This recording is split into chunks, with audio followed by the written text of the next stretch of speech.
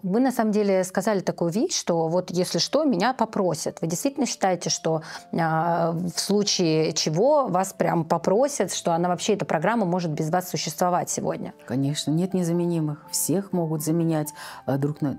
То, что меня могут слить, если я буду неугодна, да в секунду. Послушайте, Лаура, ну я взрослая девочка, я не кокетничаю. Я Нет, но вы понимаете, что все равно ваше влияние достаточно велико и на канале, и в проекте в том числе, потому что все-таки проект держится все равно на вас. Вот я про это не знаю. Вы мне это говорите, я не знаю. Я не знаю, где находится Красный квадрат, где находится руководство Красного квадрата, где кабинет Константина Львовича. Я вам клянусь, я туда не ходила однажды. Нет, 2 раза я там была в кабинете, 2 раза меня ассистенты отводили туда. Я не хожу нигде. Ну, а зарплату, о повышении зарплаты вы тоже не просили никогда? Нет, никогда. То есть с первого дня, что вы работаете на «Давай поженимся», вам зарплату никто не поднимал?